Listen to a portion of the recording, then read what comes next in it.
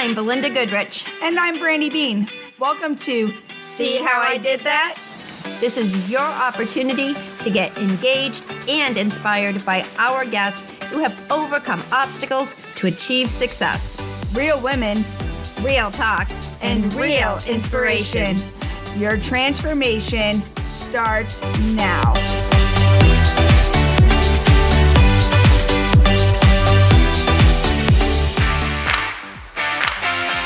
Welcome to See How I Did That. I'm Brandie Beane. And I'm Belinda Goodrich. And on today's episode, we got to speak with Dr. Sherri Yoder. She is the owner of the podcast Thriving Thoughts. Mm-hmm. She used to be a doctor and then decided to actually really come into herself and what was passionate for her. Yeah, I thought that was amazing. Her story of, pursuing her higher education, getting her doctorate, starting to see patients. Yeah. And I'm not going to give it away, but there was a really cool revelation of hers of why she decided to step away from that. Mm-hmm. Absolutely. One of the most coolest quotes, I think, that is really just sticking with me is she said, grit is something you exercise. We all have it. Yeah, versus something that you have to get or obtain. Like, we actually all have grit, and it's just a matter of using it. So absolutely. This is a very empowering episode. She does use one of my favorite techniques, and I'm not going to give it away, but definitely this is one you want to listen to all the way through. Absolutely. And if you're struggling right now with coronavirus, this, I believe, interview is going to really help you and kind of get your spirits back up and be honest with yourself and help you individually as well as professionally. Definitely. Here's our interview with Dr. Sherri Yoder. Welcome to See How I Did That. I am Brandie Beane. And I'm Belinda Goodrich. And today we are here with Dr. Sherri Yoder. And I'm very excited because we are flipping our roles here because I was just recently on your podcast. Yes. I'm excited to switch seats with you. So I am excited to hear all about you and what you bring to the table and how you're helping women and all about your podcast. Wow, that's a tall order for her. It's a very tall yeah, order, but I know she can handle it. Yeah, that's all about me. I mean, like, how many episodes can we do together? A whole season dedicated to you. Right. Well, it all started in a little street of Manassas. No, I'm just kidding. So I was, yes, technically I'm a Virginia girl. So you guys are in Arizona. I'm a Virginia girl, born and raised, came back to Virginia after grad school. But I'm going to fast forward from my childhood to my adulthood, just to share with you a little bit about myself. So I used to practice as a clinical psychologist and shut my practice down 4 years ago, something like that. And I actually officially let my license to practice go about 15 months ago. And so I was not a clinical psychologist for that long. It was about 8 years. And the impetus, this is really fascinating, you guys, I know. But so I never wanted to be a therapist. And here I am, and I find myself behind closed doors and behind, in 4 walls with somebody else being a therapist all day long. And that was not what I wanted at all. And so that's why people say, well, why did you become a clinical psychologist? Well, I went all the way. I got my doctorate because then you can do lots of different things. You can teach, you can write, you can, do therapy, you can do evaluations, you can do personality testing, stuff like that. And so I've always been a person that wants to do a little bit of everything, but I wanted the education, I wanted the experience that a doctoral program gave me. But the traditional path says that you go and you hang out your shingle after you finish your residency and you get licensed, and that's what you do. So that's what I did. And I very quickly, my philosophy of people, of humankind came to the surface, and I said, this is not serving them well. And I wanted to reach people. My belief was that everybody has a mental health to be concerned with. Everybody has an emotional well-being, a mental well-being, a spiritual well-being, whatever it is that you need to take care of. And what happens is when we don't take care of those, we start to slip down into a rabbit hole Well, the only people that were coming to see me were the people that were slipping down into the rabbit hole, right? I wanted to get to people on the other side of that would say, you know, I don't want to get there. I don't want to get to that place in my life.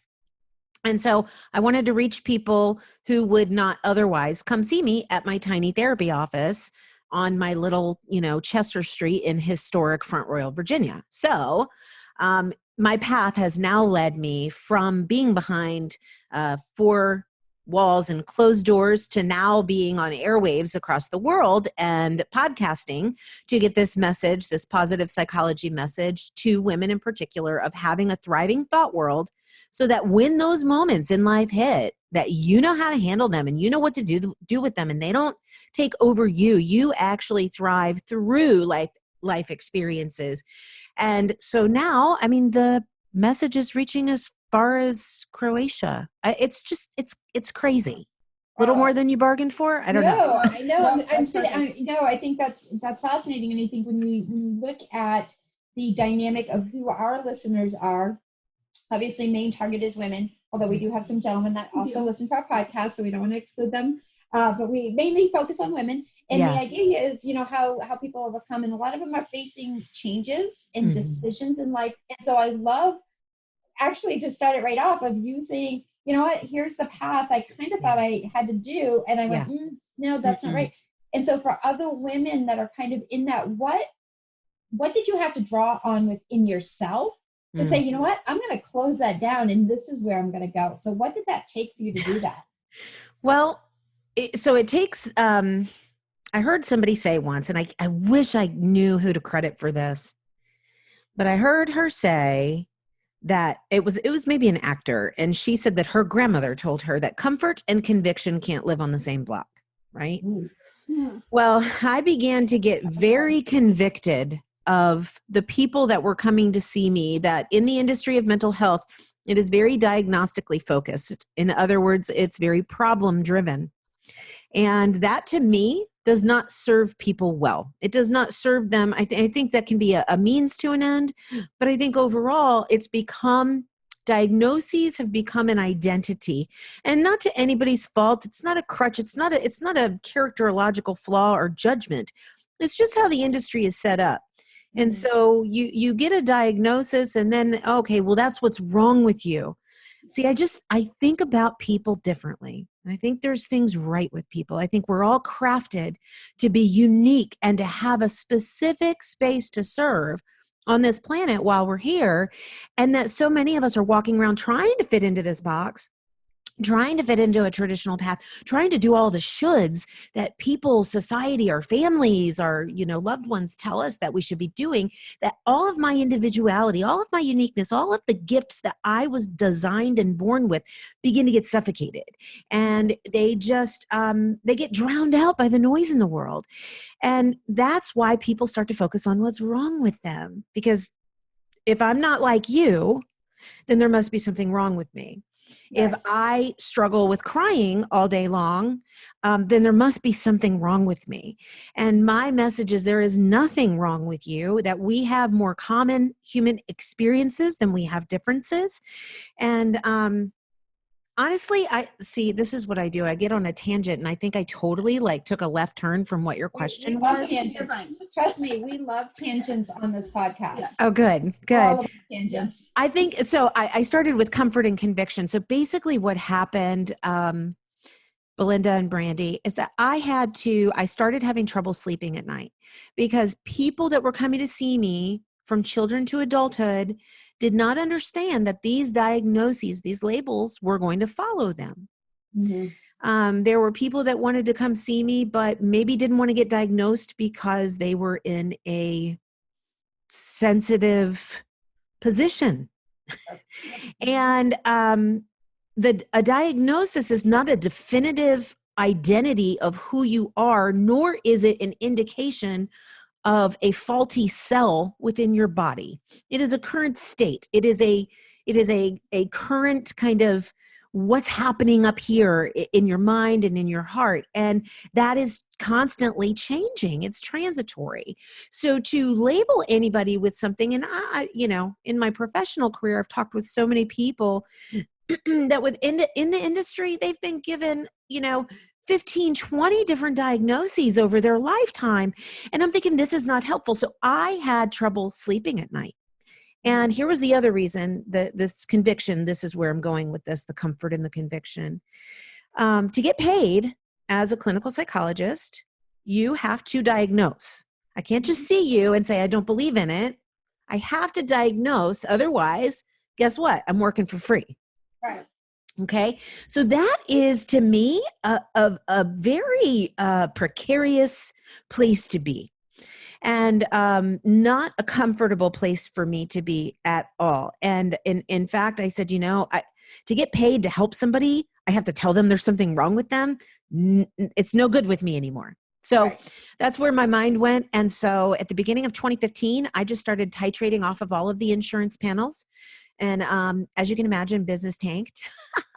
Tanked. Like I had 6 employees at one point, and then it was back down to just me, which was fine because I was pursuing my dream. But see, all of those doors had to close. I had to walk with conviction as my fuel and out of that, because I was no longer comfortable. I was no longer comfortable to live the way that I was living and to do what I was doing when I had this compunction, this thing in my heart that was pulling me, that was dragging me to a different philosophy, dragging me to a different way of thinking, and drawing me to people to let them know how just amazing and uniquely designed they were to be. And that if you're here, if you're breathing, if you're living, you have a purpose to fulfill. And let's shine a light on that. I just want to be a mirror for them to show them that. Well, I love that message. And we actually just recently started talking about, letting your inner gut guide you, essentially. Yeah. So when you're in a situation and it's like, man, this just doesn't feel right. Yeah. Listen to that. Listen. Oh, you don't know what you're talking about. Right. It's amazing that, the last month, we've really been focused on, okay, let's listen and really pay attention to that. And we've changed a lot of things in our lives because of that. And I will say it goes right along with, we're something special. And if you don't have that conviction, find it, figure out what your goals are, where you want to be. And so for you to really bring light to that, I love that. And I think people definitely get that. Yeah. I call it your internal GPS. And that's good. Yeah, I talk about it. I talk about it a lot. I talk about it in my book. I talk about it. We talk about it on this podcast. Mm-hmm. Like Brandie said, her and I share that where, when we turn away from what that feeling is, that's when we have that misalignment. Yeah. And then that's where I do believe you start to see things on the whether it's illnesses or anything like that. The more you can tune into that and you just listen to that gut and what's it telling you, that little navigation, and you make those adjustments. And it's funny, we both were faced with decisions actually over the past week, and we both had this, I went, it's just not feeling. Right. And I think when you stop focusing, like you said, you could, to get paid, you had to diagnose people that didn't feel right with you. Right. I think what happens a lot of times, especially for women, as they're kind of looking at their careers or their choices they're making, is, okay, well, where can I get paid? They put that as the primary, right? And that causes a lot of times for us to disconnect from that internal guidance. Yeah. If there's one thing so my motto is this, and I live by it, because I've been accused of it. That's how I know I live by it. Be deliberate, look reckless. When you believe and follow in your conviction, you are deliberate in following that path, you are going to look reckless to others.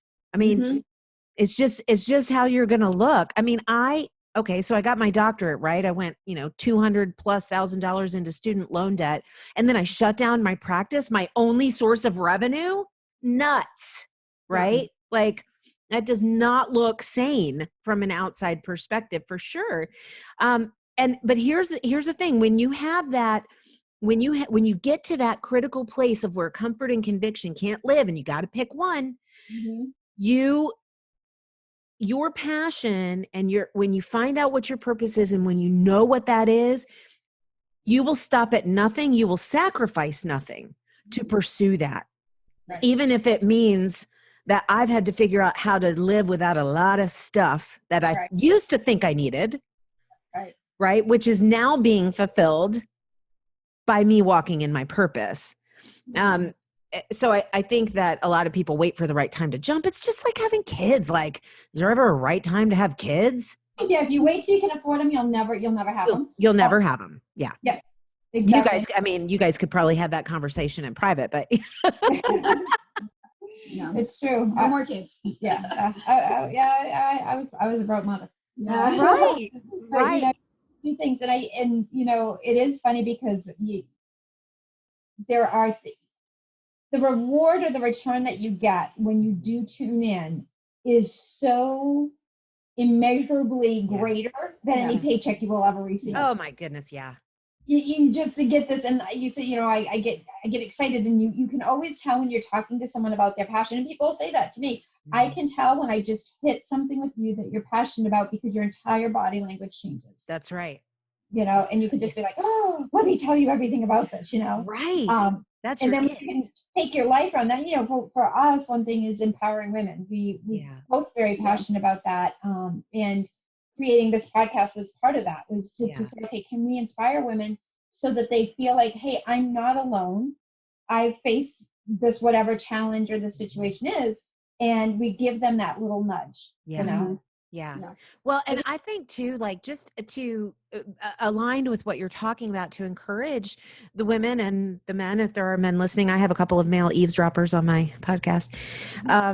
But grit is not something that you get. No. Every woman on the planet has grit.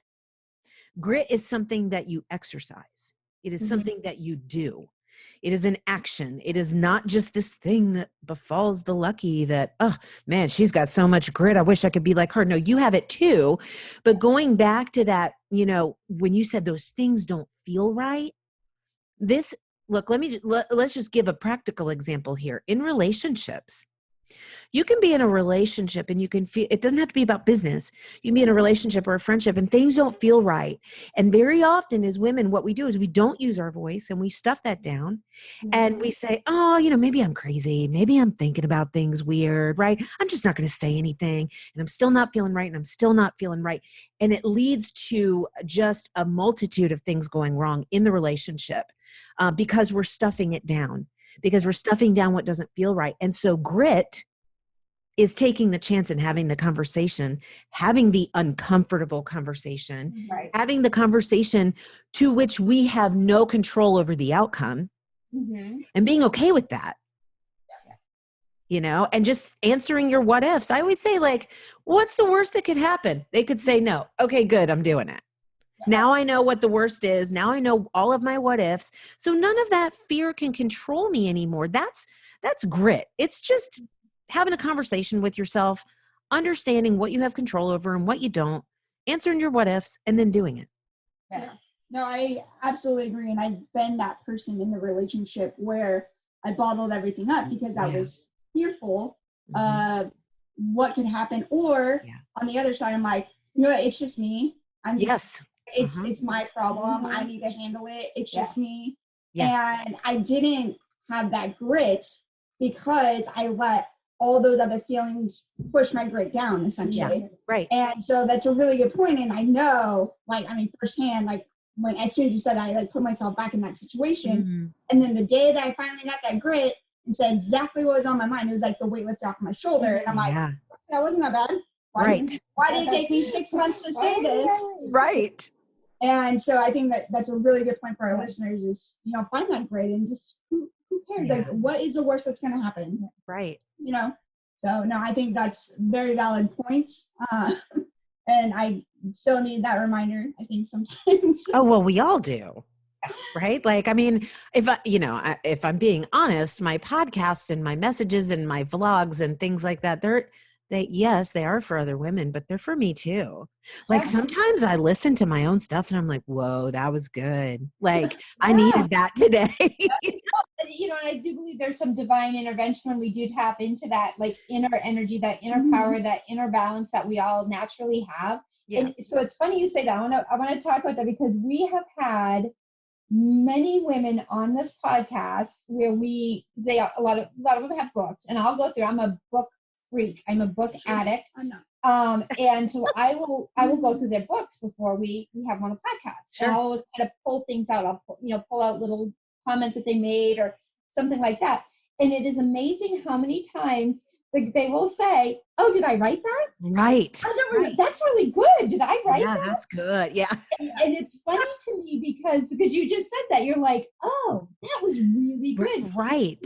I think when we write from that point of passion, because even as I've gone back through my recent book, there's some things in there that I have to read to remind myself. I'm like, this was dead on. This was good. I need to practice this. Yeah. And again, I think that's when we're coming from that point of just that we're in alignment, and here's this knowledge just kind of coming through, this wisdom coming through, that sometimes we even walk away from ourselves. We kind of forget we had it. But it is so funny you said that. Yeah. Because we've had multiple ways. I wrote that. That's really good. I said that. Yeah. Yeah. No, that's good stuff. It's so true because I think, one of the myths that we believe as women is, and I think Brandie, you and I kind of touched on this briefly when you were on the show. I feel like we think that once we quote unquote overcome something that we're done, like that's, there's more to come, but we're done. And I look at it as more of a continuum that, I never truly overcome anything. I'm always overcoming because I choose to. Every day I choose to keep overcoming. But it's like, if I ever get to the place where I feel like I've overcome, I've arrived, and I'm good, that's a dangerous place to be, because then we stop practicing what we need to practice to stay there. Right. Yeah. Yeah, I agree. And that could apply to really anything in life. Look at athletes, and it's like, okay, still practice, even though they the highest level that they can, they're still practicing their trade, because that's right. If not, you can definitely go backwards, and your mental health is no different. And we talk about that with, my previous mental health issues, and how every day it can be a struggle, but you say, I'm overcoming this. I've done it before. I know I can do it. Right. The fear goes away. Yeah. And it's definitely a powerful thing to remind yourself, just because you're in a good place right now you don't know what's going to happen tomorrow. Right. And I think, not being thrown off when stuff comes up again. I think, to expect it, not to look for it, right? But to expect it, that when it happens, okay, this doesn't mean that I've taken 50 steps backwards. It means this is normal. This is part of life, like grief, the grieving process. You never overcome grieving the death of a loved one or the loss of a relationship, or, whatever it is. You never truly get over that. What happens is that the grief is always there. It just changes. It just morphs. And you become more, I don't know, you become more easy. It's easier for you to respond to it when it does come up. When thoughts or memories or feelings do come up, you become better able to respond to that. But that doesn't mean that you're not going to still have those feelings of grief, and that every once in a while, they're going to hit you like a punch in the gut. Yeah. But don't let that knock you down because you you thought you were over it. You thought you had overcome it. Right. Yeah, setting those expectations, like real expectations with yourself. Yeah. Right. So aren't caught off guard. It's imperative. Yeah, one of our guests, Jennifer Eggers, we were actually just having this conversation about filling your resiliency tank in advance. So all of the healthy practices that you do, it's so that when things start to go sideways, you're okay, now I've got to figure out how to be resilient. You've already been building. Yeah, you've been building your resilience. That's right. Been putting these practices in place, and it's so important. And I think that goes along with our self-care, that we do. And I think it's kind of cool that there is more of a good social media thing on. Self-care is important. Put on your oxygen mask before you put on somebody else's. Right. And I think that builds that resiliency Mm-hmm. up when you've got that full tank and when you're healthy and when you're in a good place. Then when things do go, Yeah. you're a little bit more equipped to deal with it. Well, and I agree 100%, Belinda. I think that self-care is important. And I also think that sometimes we misplace the definition of self-care because sometimes self-care is painful. Mhm. Right? Sometimes it's not like, all massages and Reiki and, saunas and chocolate milkshakes every once in a while. That's self-care too, y'all.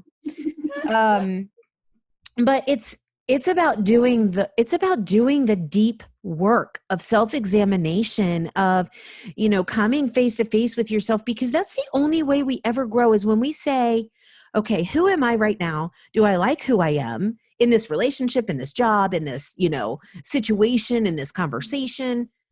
Am I being my authentic self? Am I being true to who I am and what I believe? Or is there that, going back to what we talked about earlier, that kind of feeling of unease or something's not feeling quite right here?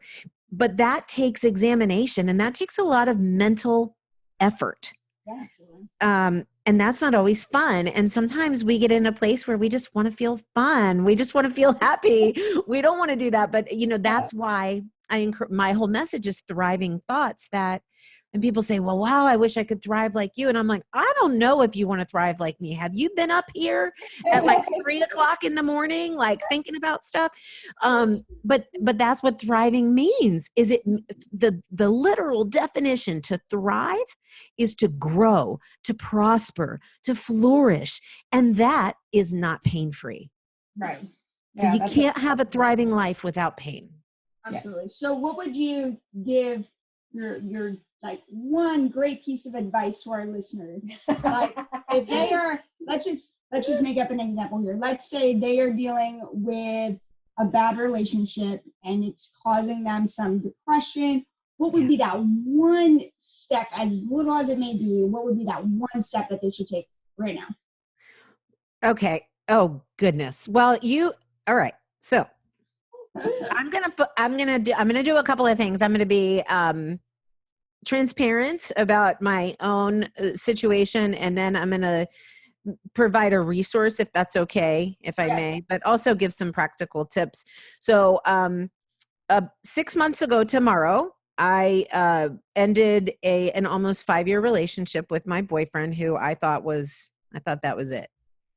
Thought that was my forever. And so the last 6 months of my life since I left, I have been doing all of the things that it takes to thrive and to walk through that, not to overcome it, but to walk through it, to move with it, and to learn more about me.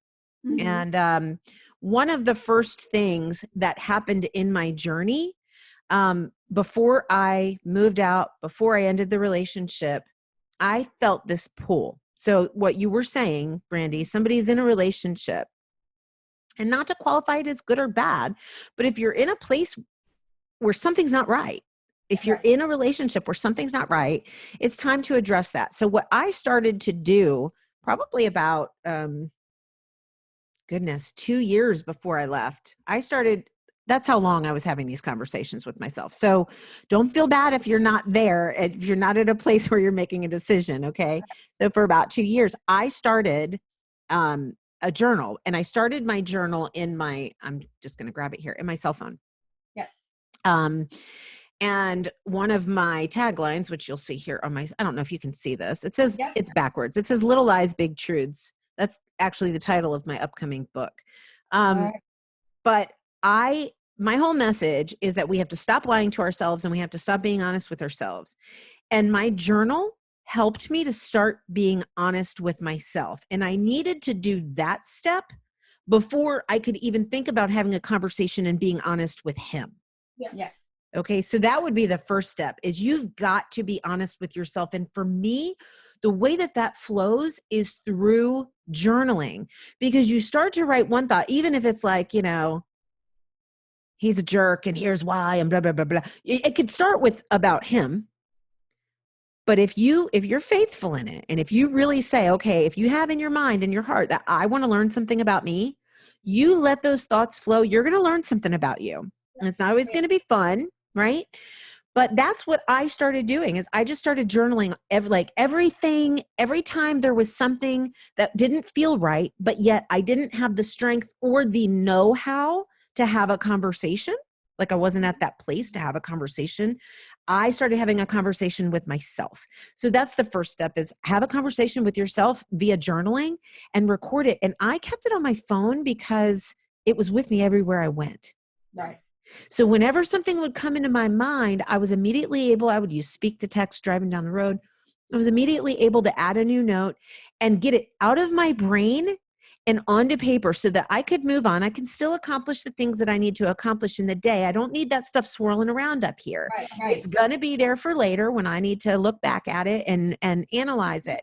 So what I did though, over the last 6 months, because it's been quite a thriving grieving process, is I actually decided to be 100% transparent and share all of my, what I have now called breakthroughs after my breakup.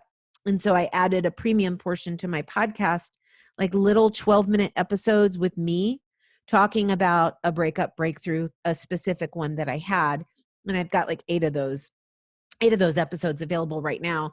So the reason I bring that up is because those episodes have like not just validity for if you're in a relationship and if you're breaking up, but if you're in a relationship, you're not happy, you're not sure what to do. If you're in a grieving process from somebody that died, I've had people contact me and say, that's helped me with that, even though it wasn't a breakup, because breakups are really grieving somebody who's still alive. Definitely. Right. So I've been, that has been very healing to me to share something so close to me and to just be, vulnerable and transparent and talk about like, yeah, we, broke up. Why in the heck am I going back and looking at a social media page? It's like, come on, we do it. This is what we do, So yeah, that's first step. Have a conversation with yourself and do it through journal. That's awesome. No, You're good at journaling. I was gonna say, I certainly appreciate that. I have 3 journals that I use on a daily basis. That's how obsessed I am. But that is where the healing comes, and it is the self-reflection. Yeah. And I find it very healing. And on the opposite side, that's where I also will find myself getting disconnected is when I'm not journaling regularly. Yeah. I find myself kind of slipping a little bit and getting a little overwhelmed with emotions, and I'm like, okay, go back to the journaling. Mm-hmm. Get it in there. So I highly recommend that. I think it's such a powerful tool. Yeah. And just, some encouragement for the women listening, if you're in that situation, it took me, I started journaling, like I said, about 2 years before I left. And it took, my timing was perfect for me. My timing was perfect for me. Your timing is perfect for you. Okay. There's no cut, tried and true method of working through this. But if you do the work, then your timing will be perfect for you. And so it took me, though, my timing, it took me 2 years before one night. So I was teaching a college class, and I just knew, like, as I've been journaling, as I'd been doing some growth over the last couple of years, I knew that I would know when the time was right to have a conversation. I just knew. And, but it wasn't right because I wasn't ready, not because the time wasn't right, but because I hadn't done the work that I needed to do.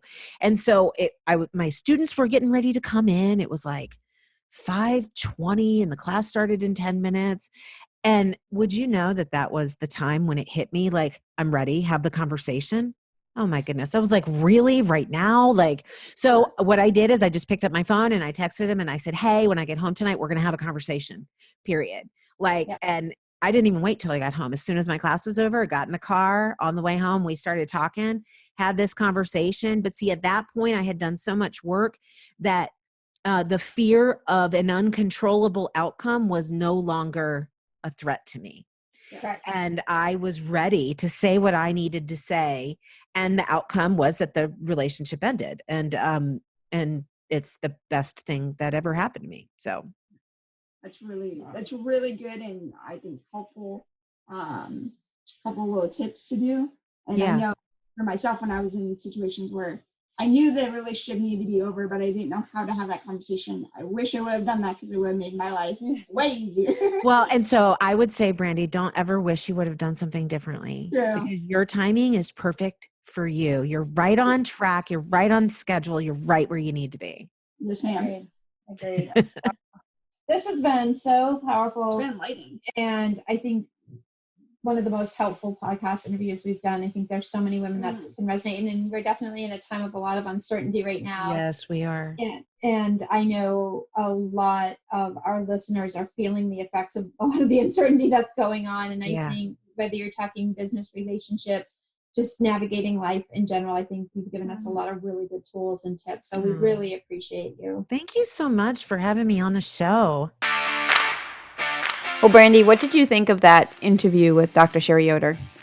I thought it was awesome, and as you heard in the interview, I was just recently on her podcast, so it was nice to kind of flip the chairs there and really get to know her and what she's about, and I think we got a lot of really good content.